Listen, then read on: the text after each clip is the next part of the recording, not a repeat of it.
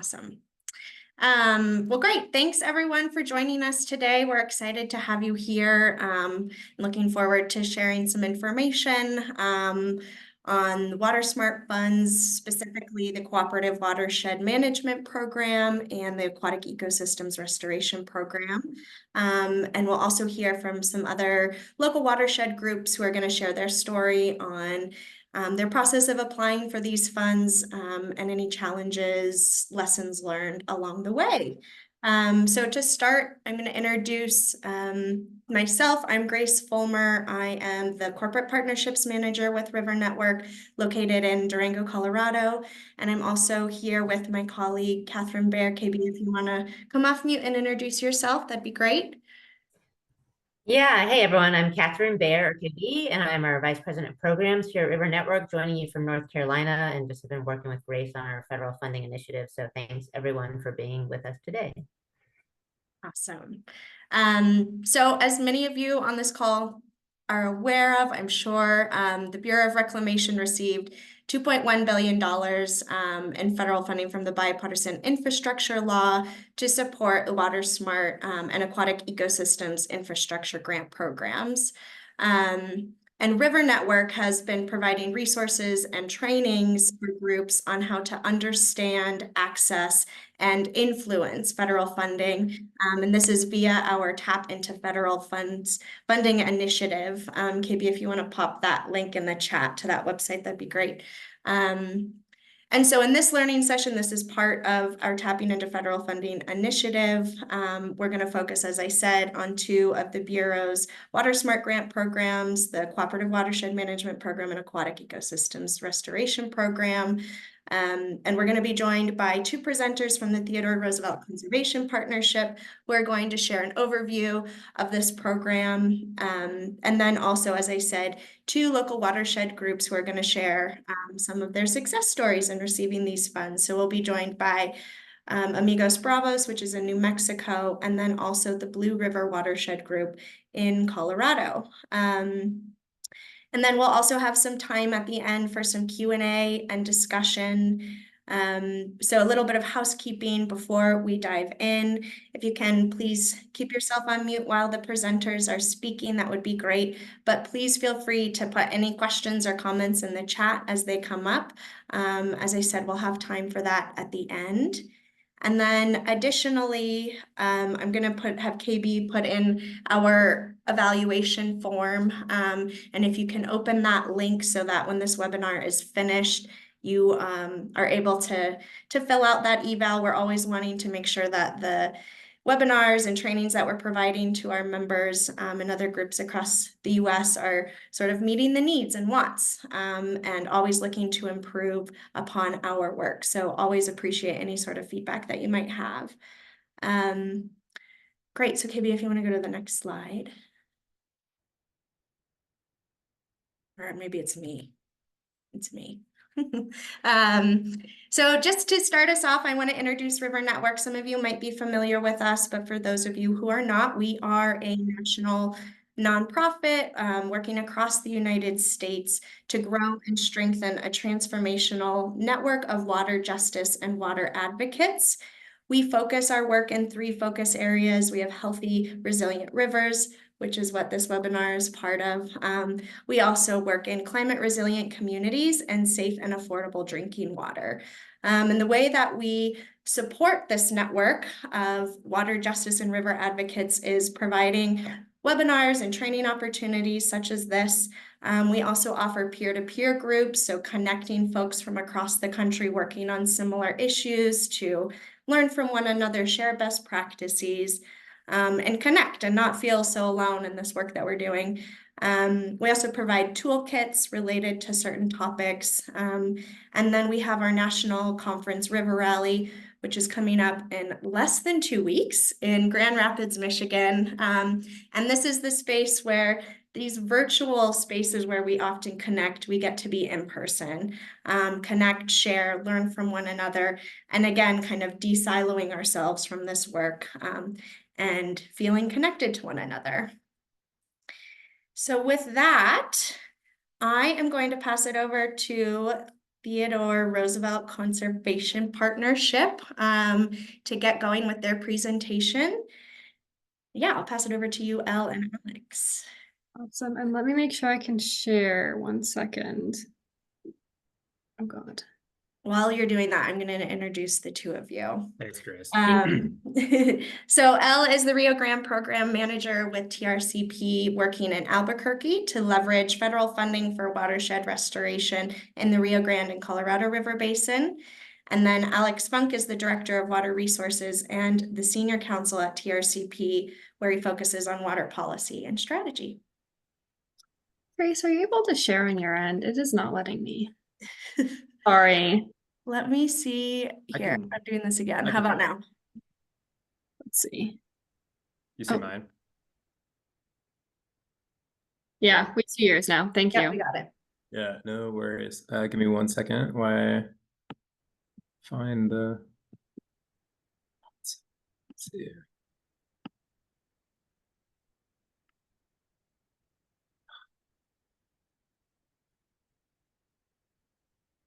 Just trying to get. Cool. All right. Thanks, Grace, for the intro. Now, can you all see me? All right. Gosh, you'd think we'd get this figured out by now. Yeah, so a little bit of background on Theodore Roosevelt Conservation Partnership. We're a national organization that works to guarantee all Americans a quality place to hunt and fish. So we work a lot with kind of the hunting, angling, outdoor rec partners, and we sort of serve as a kind of like policy support organization for a lot of those organizations.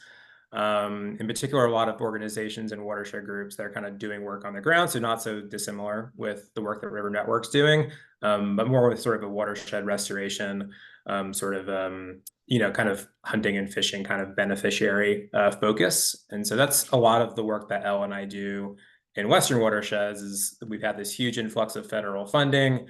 And so we kind of work with partners that are kind of doing projects on the ground to help sort of troubleshoot issues that they're running into to access these funds.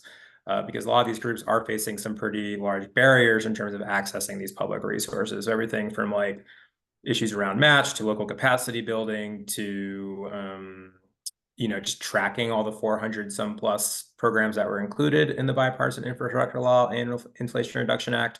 Those are some of the things that we're up to out west. And happy to talk more about that. My contact info is in the chat. But today we're talking about WaterSMART, and we're going to do the water hose, fire hose version of WaterSMART, because WaterSMART has a lot of different programs. And so we're going to kind of just give a high level overview of sort of what WaterSMART is. We'll kind of talk about a few programs that you might run into or might be interested in the restoration space.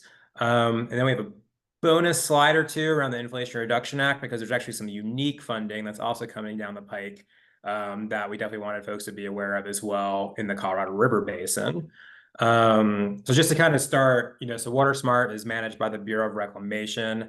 That is a federal agency that is housed within the Department of Interior. It's been around for quite some time, since 1902, and has morphed from really a dam building agency to a kind of a funding agency. And WaterSMART was really kind of a keystone component of that transition, and started in 2011, has really grown in its size and complexity since then, including, as Grace mentioned, a huge infusion of funding in the bipartisan infrastructure law. It's about $8.3 billion of additional funding that is now being funneled through a lot of those WaterSMART grant programs, as well as creating a few new ones, which Elle will talk about here in a second.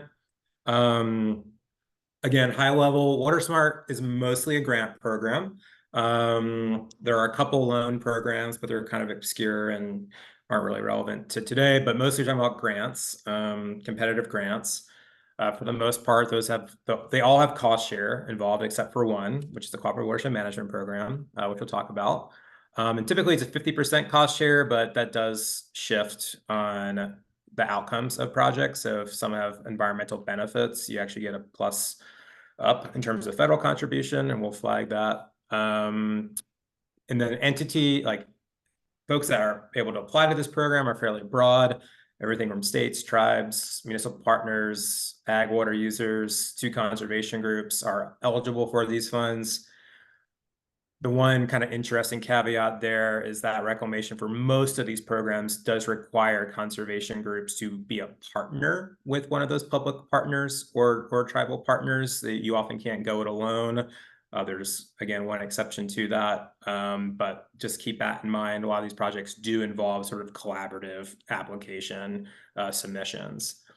And then I think everyone on the call was in the West, but these dollars are just available to Western states, or if you're in a territory or Puerto Rico. Otherwise, these are Western, focused grants. So any project in the West is eligible. And I already mentioned the fusion of bipartisan infrastructure law funding. So with that, Elle's going to kind of cover some of the core programs that are out there, and then I'll wrap it up with IRA and some of the stuff that we're doing to help, and then turn it over to the local examples.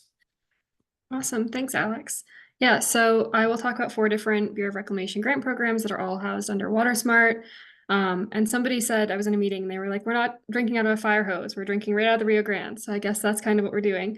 But so to start off, the program that I hear most people are successful with or gets a lot of interest, and I know groups like Amigos Bravos, who's on this call, have gotten these grants before too, but is the Cooperative Watershed Management Program, which is a grant program that funds projects that will get stakeholders together and develop watershed collaboratives, or do watershed planning. And also you could build capacity or staffing. So if you wanted to hire a coordinator to kind of help with some of these other activities, you could do that with this funding. It's phased, and the first phase doesn't have a cost share requirement, like Alex mentioned. And now there's actually an update. Funding used to be $200,000 for 2 years, but now you actually can do $300,000 for 3 years. So that's new as of December. And there's currently a open RFP that closes in September of this year for this program.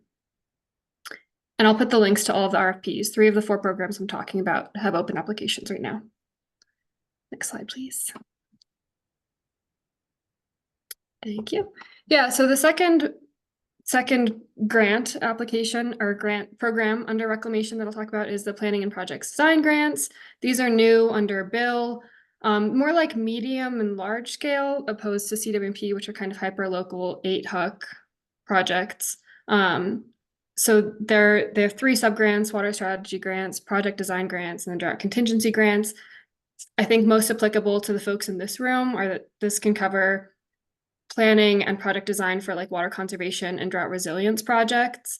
And so the idea is you will have done some initial scoping about like where a project will be, and then you can use this funding to get up to the 60% or higher final design level. Bigger amount of funding that you can go to, so $400,000 as opposed to $300,000 through CWMP, but there is a federal cost share that is pretty significant, so from 25 to 50%. This is open until, I believe, May 21st right now, so a little bit tight, but currently open. Yeah, thank you. Third is environmental water resource projects. So this is kind of the phase 2 for CWMP. So the idea is if you had some watershed planning, some initial projects identified, you could use EWRP to do more of the project, like construction implementation with an emphasis on environmental benefit projects. So projects that do like water conservation, natural infrastructure, watershed restoration, et cetera. So it's really the on the ground project implementation versus the designing phase of things. Again, a higher cost share, but a much higher dollar amount. These are currently open until mid-June. So again, there's some time to put together an application for this pot of funding. The last one, aquatic ecosystem restoration projects. These are like regional, larger scale projects, not currently open right now. But you could do study, design, and construction. But again, it's these larger scale projects. So it wouldn't be something that would be like hyper local, like CWMP or EWRP, but could include like fish passage, riparian restoration, et cetera. And again, phase into the planning, design, and construction with a higher task or a higher cost share, but also a higher dollar amount.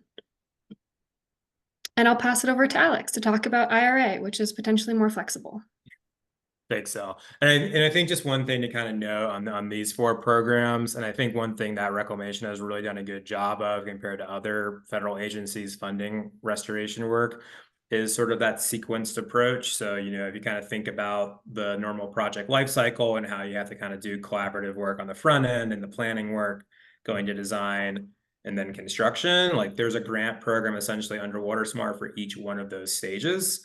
And Cooperative Watershed Management Program can even kind of like float along the full life cycle of that, because you can actually kind of go back for renewals under that. So I'll just say like it's kind of unique because like a lot of other federal programs that are doing restoration work are purely on this back end shovel ready, you know, piece. And so we do think that, you know, some of these reclamation programs are unique in the sense that they do recognize that these projects are kind of, you know, are meet those various stages. The one thing that's missing is monitoring on the back end. You know, that continues to be like a funding resource that is tough to find. And so again, you won't find a lot of things on the like monitoring project success, even though they ask you for that. And so that's still a missing link in this chain. But overall, like, you know, there is this nice kind of like, you know, layout in terms of how you're putting your projects together now. And yeah, so that's WaterSMART. I just wanted to briefly mention Inflation Reduction Act, because we live and breathe this right now because it's, you know, a huge amount of money. It's not WaterSMART. And I say that because like WaterSMART, if there's any downside to WaterSMART, and I don't know if anyone from Reclamation's on, so apologies, but it takes a really long time to get that money. So like, if you apply, you're looking at maybe like 6 to 8 months for a review process. And then if you're lucky, maybe a 2-year contract period. So like you're looking at projects like 2 years out, you know, in terms of like design and sequencing that money. Cause like the procurement it's considerable. So that's like the one big drawback to WaterSMART is it's a little clunky in terms of getting dollars to the ground. Inflation Reduction Act is not WaterSMART. It's a little more fluid. It's this discretionary funding pool that Reclamation received through the IRA for drought mitigation in both the Colorado River, as well as other Western watersheds experiencing comparable levels of drought. It's just available to public entities and tribes, and sort of how it's being rolled out is through what Reclamation calls buckets. So to date, there are 3 buckets. There's a lower Colorado River bucket, an upper Colorado River bucket, and then there's going to be an other basin bucket. That's kind of everyone else. Still waiting to see like who that everyone else is, but we're anticipating to know more about that this summer. We feel fairly certain the Rio Grande will be in that mix as well as the Klamath, but yeah, kind of a little of the black box. But I did want to touch on, you know, some of the things that are unique to the IRA as well is that it's really focused on wet water generation, not only in terms of like, you know, balancing out overuse in the Colorado River Basin, but also enhancing environmental flows. Because another restriction on WaterSMART is that you cannot use WaterSMART dollars to purchase water for environmental flows. You can with IRA, and so that's a really big difference between WaterSMART and IRA. And this is the first time that we've really had money to do this at scale, which is why I think it's really interesting and timely, because like if there are projects that are doing that, there is this kind of like pilot that Reclamation is going to be taking a look at to see what that could look like. And the final one is ecosystem restoration and habitat, especially when there's a drought benefit. And I just want to mention the upper basin bucket because it's the one that, or bucket 2, because it's sort of, because today all we've seen come out of the IRA are those more kind of water demand reduction type projects. So a lot of fallowing, switching to different crops, saving that water, putting it in like meter POW. Upper basin 2, bucket 2 is going to be everything else, including ecosystem restoration. And we're anticipating somewhere in the ballpark of $450 million for this program. It is just limited to this upper Colorado River Basin states. So that's Wyoming, Utah, New Mexico, Colorado. And there'll be those 2 tracks, ecosystem restoration and water conservation. But the other unique thing is that they're going to put this money out through larger agreements. So not individual grants. So think like block grants or these like large, big chunks of funding that are going through partnership agreements with tribal partners, with state partners, and then maybe some subawards back down to like NGO partners and things like that. Those are at least some of the models that we're hearing out there. So the size and complexity of this is huge. And so if you do work with those public partners and are in those 4 states, this is a really, really unique opportunity that's coming very soon. We're anticipating June will be the RFP opening for this, with maybe a 4-month window. And the final thing is there's no match requirements. There's going to be maybe a little bit of a criteria that says, like, if you contribute funds, great, but we're not going to require it, which again, way different than WaterSMART, which has pretty rigid cost share match. So I'll just say, like, we're really excited about this. There's still a lot we don't know about it. Reclamation, yeah, we've kind of had a dialogue with them and get bits and pieces, but we are anticipating to see a rollout of this in June, potentially at the Getchis-Wilkinson conference. So I just we wanted to add that because we think it's a big, unique deal, and this money has to be spent by the end of 2026. And so there's gonna be a big rush of money. And so as you're thinking about WaterSMART, also be thinking about this if you happen to be in those upper 4 states. I just kind of want to, and I'll give it back to Elle for 1 minute just to kind of talk about some of the support that we're doing. But again, happy to answer any questions during the Q&A. Yeah, so like Alex mentioned, we're sort of a policy-focused organization, and we're trying to deploy Bill and IRA funds throughout the West. So as part of that, a few resources that we have or that we're working on are, we have some trackers and databases that keep track of all of the open RFPs as they come out, so that you all don't have to keep track of those 400 programs created or authorized through Bill. I will put those in the chat. We also have connections with grant writing, science support, and design support. So especially in like the Colorado River Basin, if you have a project there, we might be able to connect you with a grant writer to help you develop a proposal, which we hear time and time again that reclamation grants can be really burdensome in terms of time and resources to develop proposals. So reach out to us if you have projects within that basin or otherwise, and we can see what we can do. We also do like public funding agency connections. So for example, we have a semi-regular, ideally monthly call with federal or state agency staff and stakeholders for agency staff to present on opportunities that they have and how people can access that funding. So in May, we're going to have Bureau of Reclamation come and talk about the Environmental Water Resources Project program and that open RFP, and would love to have anybody here who's interested in that join, and we'll record it as well. And then policy support. So we try to reduce cost share requirement, build capacity, et cetera, and make funds more accessible. And then we also have funding navigators, which we're trying to get into agencies and then internally within TRCP as well, to try and provide some additional navigational resources and support when it comes to finding and applying to federal grant opportunities. And I think that gets us to Q&A. Thank you, Elle and Alex. Yeah, as you have questions, please feel free to put them in the chat. We will have some time after the next 2 presentations as well to further discuss. But thank you. That was really, really interesting. We appreciate it. So next we're going to hear from Amigos Bravos. We have Stephen Fry, who's going to be giving, as I said, sort of an overview of their experience applying for these funds. So Amigos Bravos has been working to protect and restore the waters of New Mexico for over 35 years. Based in Taos, New Mexico, their work extends to all corners of the state, and their mission and perspectives have been influential in leading the prioritization and restoration of keystone wetlands, updating management plans for the state and federal land management agencies, and setting state water policy and priorities.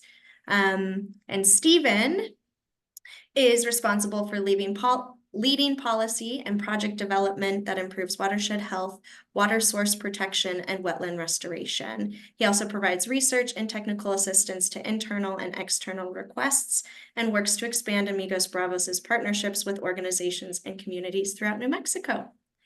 Stephen, I will let you share your screen and take it away. Thank you. Can you see that? Yes. Sweet. So yeah, as mentioned, I work for Amigos Bravos. We were successful in applying for the Cooperative Watershed Management Planning Grant. So I'm just going to walk you through kind of our experience with that. So some background on this. We actually applied for this on behalf of the Rio Fernando de Taos Revitalization Collaborative, which is a local watershed group that's focused on the Rio Fernando, which comes right through the heart of Taos. It was founded in 2017, and it's made up of 8 permanent organizations, the town, the county, the Forest Service, a number of nonprofits, and we kind of got to the table so that we could share what each group is kind of doing within the watershed and then collectively spur action. And so it was founded in 2017. We have a watershed-based plan that was approved by the state and EPA in 2019, which identified priority projects, one of which is the project I'm going to talk about today. A key consideration for this is Amigos, along with some of our partners, has been conducting headwater restoration in the watershed, but the urban section needed severe attention. And as we kind of restored headwater sections, we were concerned with flows coming down and further degrading the urban section. And the urban section is going through a ton of different jurisdictions, so private, public, county, town, Forest Service. And so having the opportunity to have a long-term planning process was pretty critical in order to have success in the restoration of this area. The river is experiencing severe erosion by roadways, bridges, are creating sediment control issues, trash, cars were falling into the river because of the way that the road was eroding. And then just a lack of water availability as we continue to experience drought. There's a number of acequias that are directly fed from the river here, and a number of them were not getting water, or it was causing concerns with water sharing in our community. And so trying to come up with the solution to restore this area, again, identified in that plan, but it was hard to do without kind of this long-term planning process. So that was like the impetus for why we applied to this grant. So as Al mentioned, this program has a no match requirement, which is extremely attractive.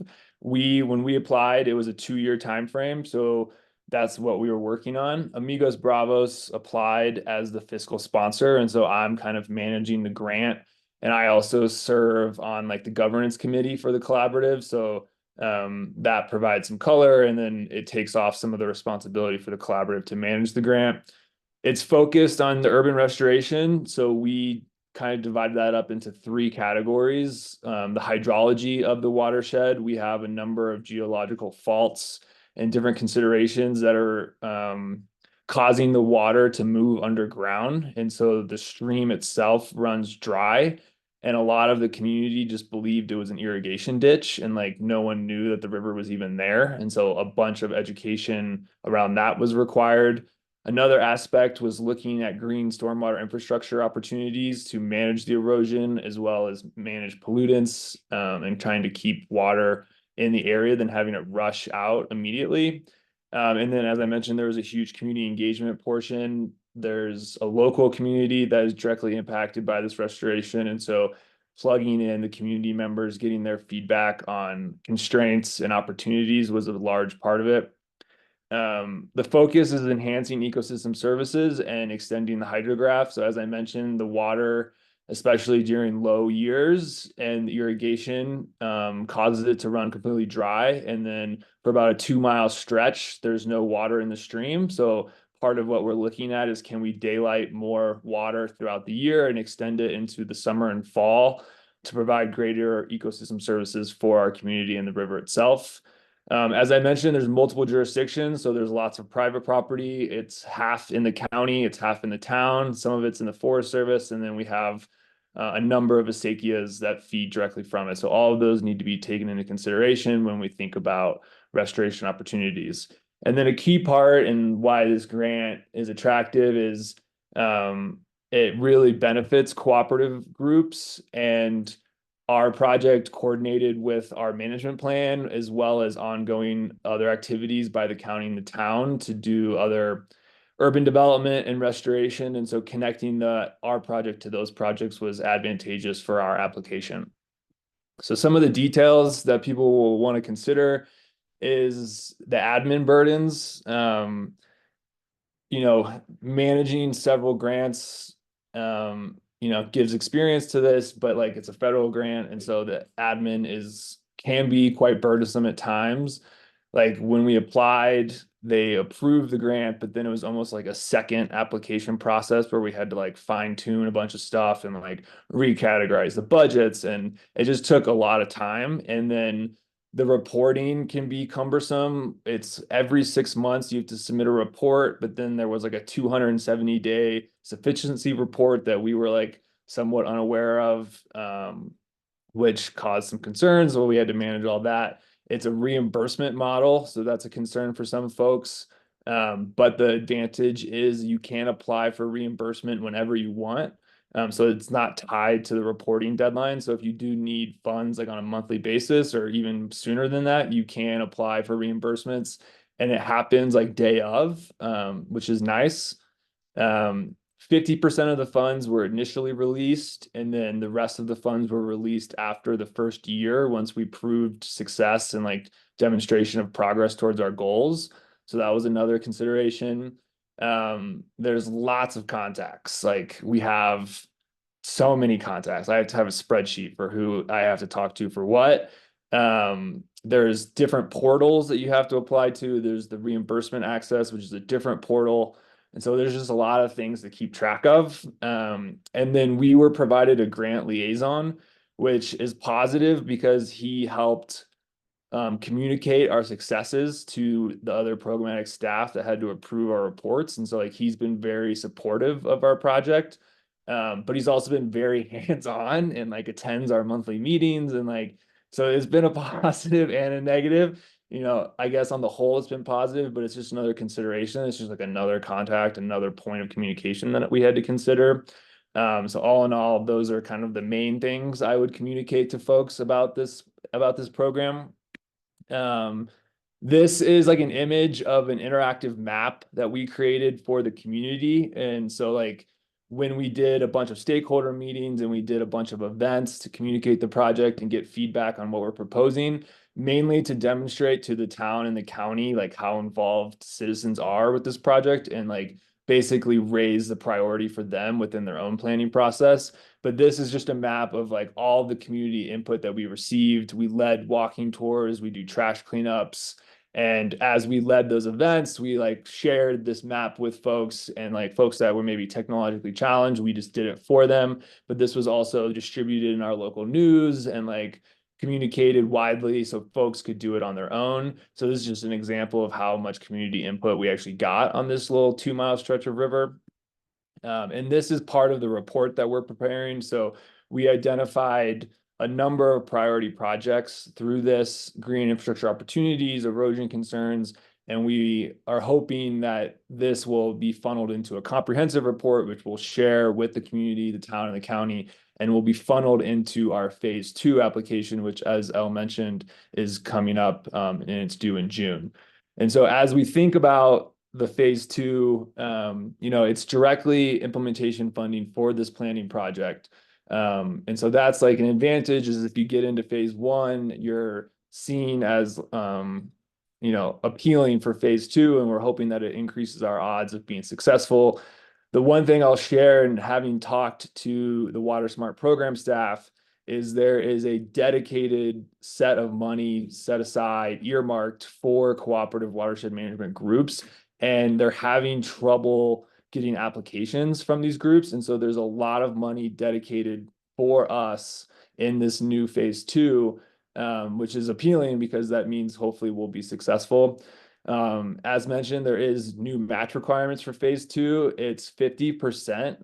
But if you have a category A partner, which is a municipality, and there's others that I'm not as familiar with because I saw municipality and that checked our box. And so if you have a category A partner, which is the town and the county for us, it reduces that match to 25%. And it's up to $3 million. And since we're considering roadways and bridges, public works projects, that's extremely appealing because those are high ticket items. The main thing for us is coordination between the county and the town. Some of the projects are crossing those jurisdictions. Some are only in one or the other. And the town and the county have been kind of debating who has authority over this main roadway and the river. And so coordinating and getting approval from public works departments, from the councils, from the commissioners, is the big challenge as we prepare for our application. And then the other thing I'll mention, which is appealing for us, is there's multiple application windows. So for folks that think that the June 16th, I think it is, application window is too soon, we have been told that there will be another one in early 2025, and it's for the same pocket of money. So if you can't get in by June, just be starting to work on it, because in 2025, there'll be another window.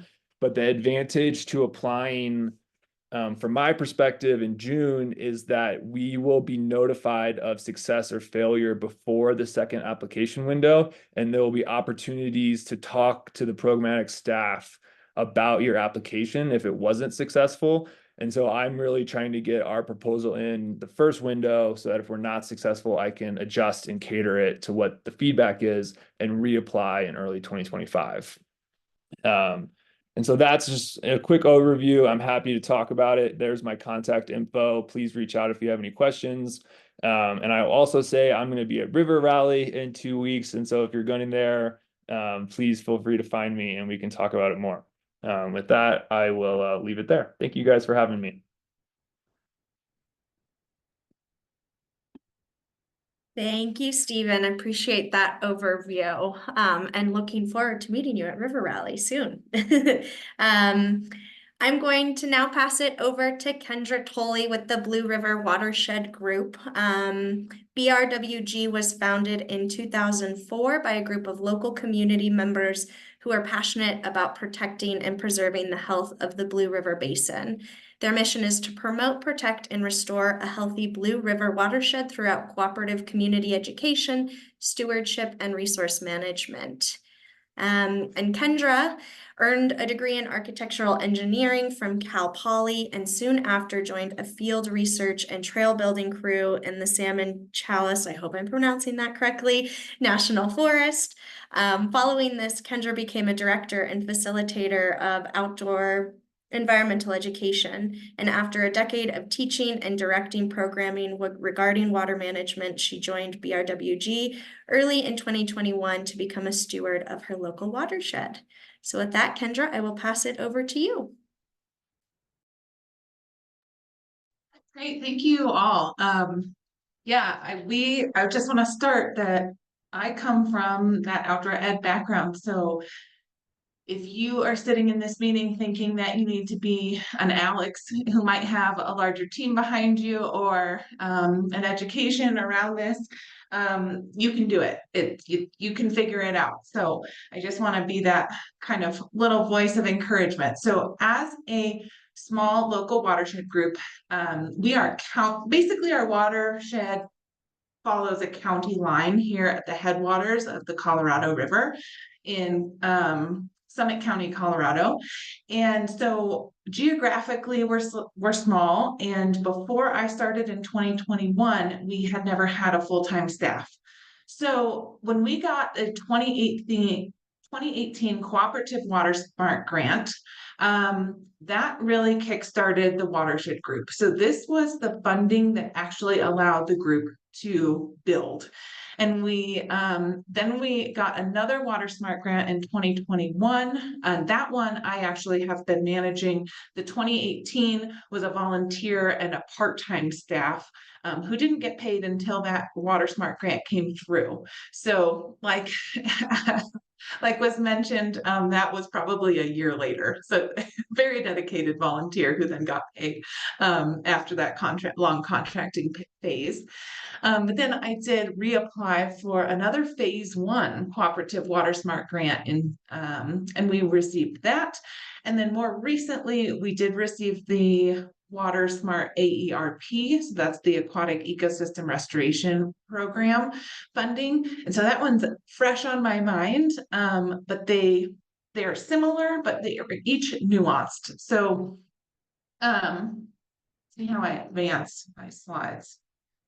Okay, great. Okay, so the Cooperative Watershed Management in 2021. This is a little image from our actual agreement. So we prepared our application, and I would say it takes about 140 staff hours to prepare an application. Now, that was us, but I did ask when I was preparing for this presentation, Trout Unlimited, who's applied for a couple other big federal grants, and they said that's a pretty good estimate. So if you are thinking to apply, put that into your time, into your schedule, assuming about 140 hours of time. If you're a one-person staff like I am, then that means that's what you're doing day and night. But what helped me get through this my first initial application to the Cooperative Watershed Management in 2021 was trying to keep it really simple and keep a simple budget. And the way that I did that was that I assumed that we really wanted staff capacity support. So I needed to be able to pay myself for this job to be able to work full time. So I created a salaries and wages and fringe benefits portion, but then I left a lot of the other information blank. And that's because we were doing that building of stakeholder outreach, the building of the planning. So we then did put in money for contractual work, and that was to hire the consultants to help with the watershed planning effort. In our community, it was called a integrated water management plan or a stream management plan. And so that was, we were approved for that grant of basically the grant provided money for both my staff time and for that planning effort. And we did have to supplement, that was not the full funding for the planning effort, but that helped us by getting this watershed cooperative grant.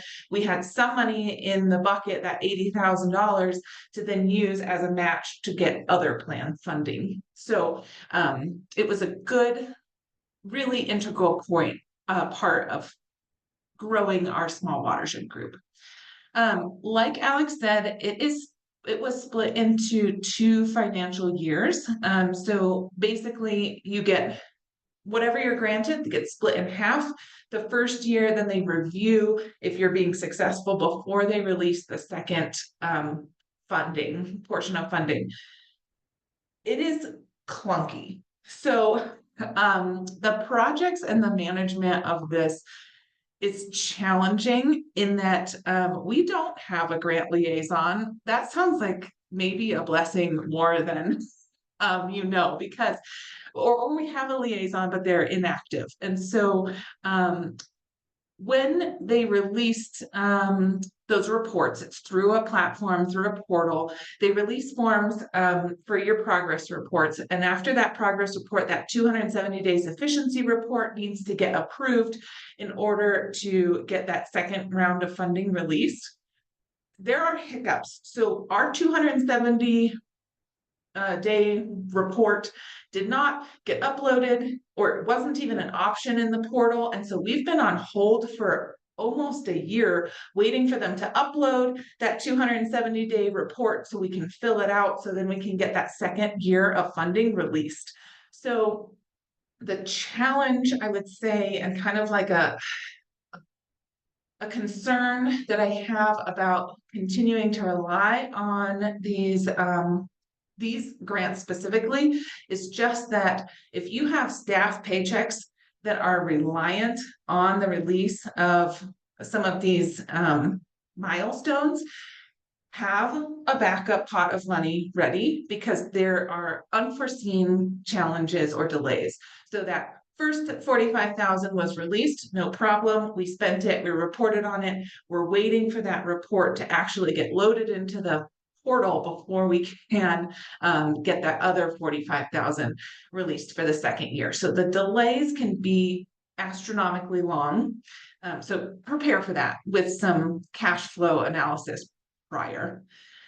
All right, so I'd say with that, the lessons that we learned, and I am not an expert, but this is the advice that I would give when passing this on to another staff member, or if I was going to apply again. is give yourself a lot of extra time in the timeline in all possible ways.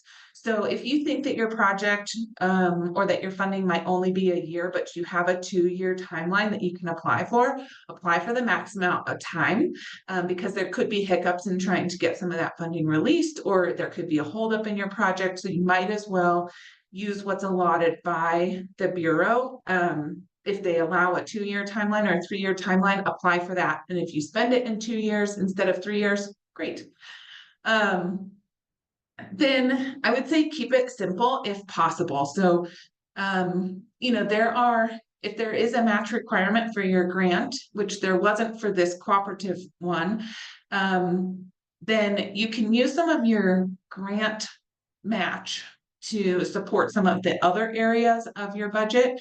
And that way the Bureau, your Bureau money can be as simple as possible in terms of what you have to report on and how it works.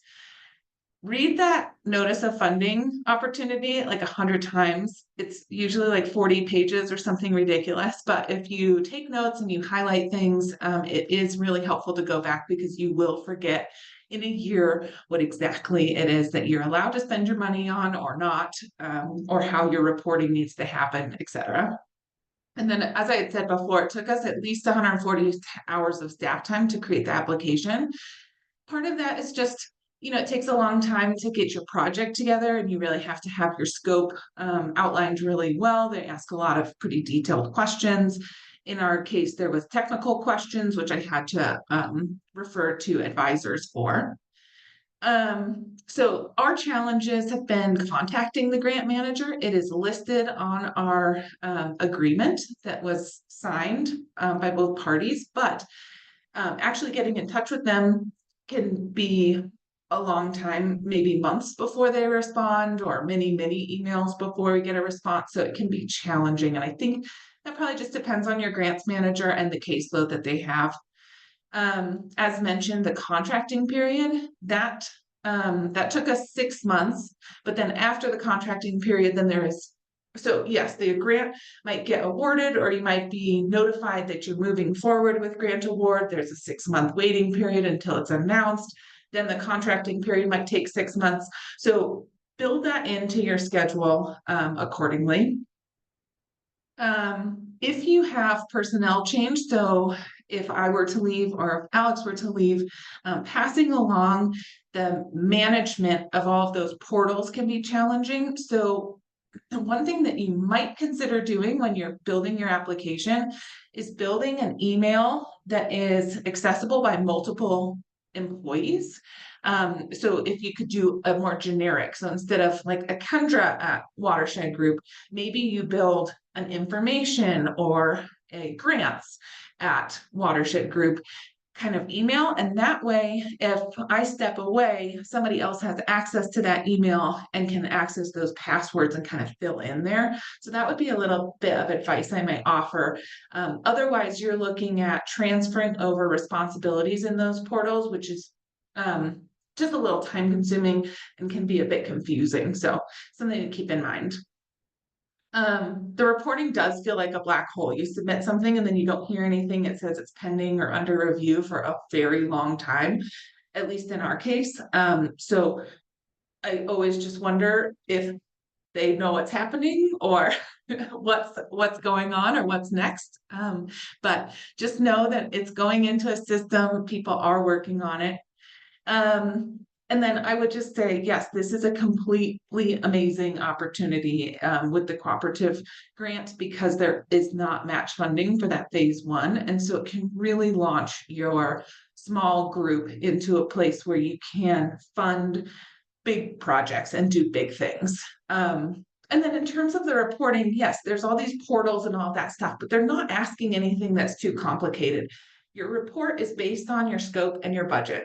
So if you're the one, or if your team is somebody or is a group that created the scope and created the budget, then you know how to report on it because you know what your deliverables are. So don't be afraid of the report itself. It's uploading it into the portals and things that can feel cumbersome, but the actual content in there is completely manageable. So then in 2023, I got a lot of mentorship from Trout Unlimited to apply for the Aquatic Ecosystem Restoration Program. So under that one WaterSMART grant, the cooperative grant, we built up a watershed group that did a bunch of research across the county, found the primary issues, which was actually some aquatic habitat below a big reservoir. So we have a big reservoir in Dillon. And so below that, we have a lack of trout habitat or a lack of ecosystem function. And so that was a project that kind of came out of that cooperative grant. So WaterSMART cooperative grant built us a plan or supported us building a plan. And then we were able to move into the project implementation phase where we're actually trying to get 100% design engineer plans to improve the habitat. It is a fairly urban corridor in the town of Silverthorne that we're working in, and then one reach that is more rural. So we're kind of doing a project that has two reaches, both addressing the same challenge. And that means that it's a fairly technical project. And so outreach to a team of experts has been incredibly helpful. To have them as a bi-weekly meeting or a weekly meeting where we can touch on the scope of work and kind of create a study design or a mission, the goals of the project has been incredibly helpful. So a good note on this is that, you know, if you're going for Aquatic Ecosystem Restoration Program, that part of the NOFO, part of that notice of funding in that 40 pages is saying that we don't fund general stakeholder outreach, but it is going to be part of the project since it's an urban corridor and we need to link it to the community if we're doing recreational access in some of that area to the river. There is a general stakeholder outreach component. We're going to fund that with the match funding that's outside of the Bureau of Reclamation. So again, kind of like tailoring your scope of work to what the Bureau can pay for so that you get approved for that grant. And then you can raise the funds elsewhere for the certain components that don't match up with the BOR's strict requirements of that certain program, funding program. So hopefully that made sense. But then the budget, who can vet your budget expenses? So can you ask anybody else in this network? Can you reach out to Grace to get advice on who to talk to, who's doing a similar project to kind of vet your expenses? And go big. I mean, these are big dollars. So assume that you can spend the money. And then when it comes to the contracting, like Alex mentioned, you actually go through all of it all over again. So you create this budget, and then about a year later, when you're actually starting to be able to maybe spend the money, or a year and a half later, things could have changed. And so, yeah, it's good to build in inflation, assuming that it's going to take a while to get that contract to come through and the money to come through, and build in the expenses that maybe would feel luxurious in a small town grant, but that actually will end up saving you because you might end up needing them or you'll likely end up needing them as contractors and materials just continue to rise. So that's one little bit of the budget. Okay, so then I think one of the big, like, scary fundraising challenges in terms of WaterSMART is because they are big funds. That means big match. So the AERP has a 35% match requirement, and trying to raise, you know, another $1.8 million as a one-person staff was daunting. But once the Bureau of Reclamation funding was secured, people get on board.